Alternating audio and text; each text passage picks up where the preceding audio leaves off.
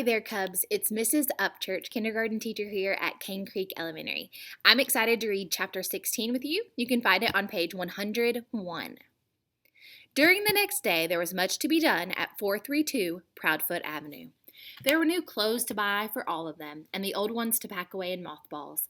Then, Mrs. Popper had to scrub and polish and straighten the whole place, for she was much too good a housekeeper to leave everything at 6s and 7s while the Poppers were away.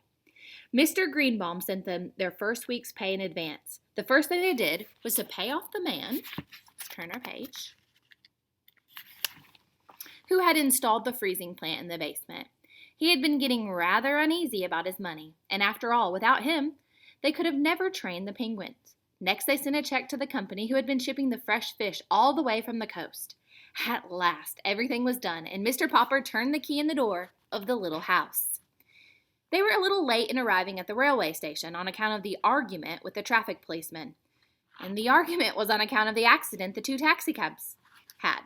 With 4 poppers and 12 penguins, not to mention the 8 suitcases and a pail of water with a live fish for the penguins' lunch, Mr. Popper found that they could not all fit into one cab, so he had to call a second one.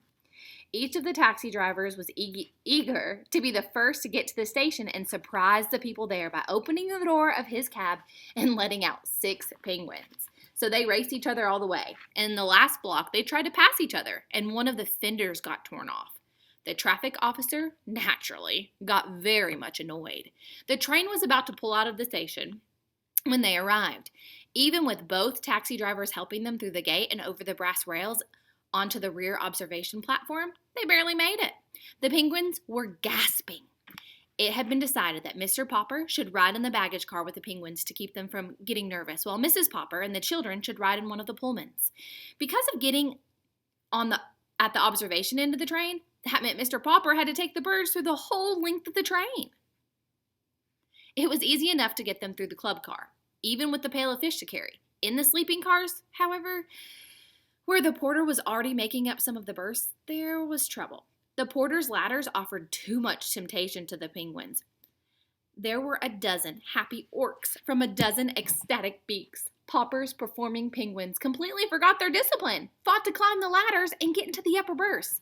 Oh, poor Mr. Popper!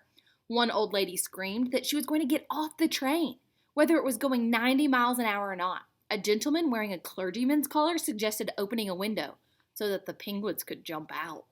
2 porters tried to shoo the birds out of the berths. Finally, the conductor and the brakeman, with a lantern, came to the rescue. It was quite a while before Mr. Popper got his pets safely into the baggage car. Mrs. Popper worried a little at the start over the idea of having Janie and Bill miss 10 weeks of school while they were on the road, though the children did not seem to mind. And you must remember, my love, said Mr. Popper, who had never been out of Stillwater, in spite of his dreams of distant countries, that travel is very broadening. From the start, the penguins were a riotous success. Even their opening performance in Seattle went off without a hitch, probably because they had already rehearsed on a real stage. It was here that the penguins added a little novelty number of their own to the program. They were the first thing on the bill. When they finished their regular act, the audience went wild. They clapped and stamped and roared for more of Popper's performing penguins. Janie and Bill helped their father herd the penguins off the stage so that the next act could go on. This next act was a tightrope walker named Monsieur Duval. The trouble was that instead of watching him from the wings, as they should have done, the penguins got interested and walked out on the stage again to watch him more closely. Unfortunately, at this moment, Monsieur Duval was doing a very difficult dance on the wire ahead.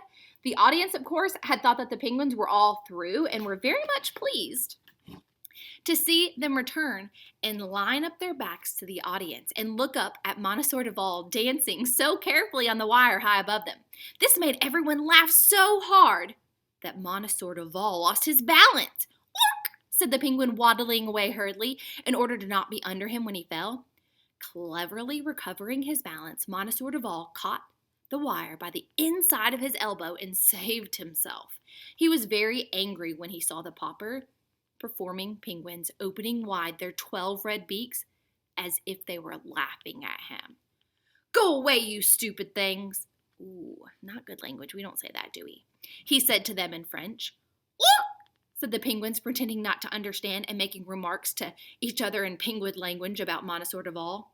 And whenever they appeared, the more they interfered with other acts on the program, the better the audiences liked him.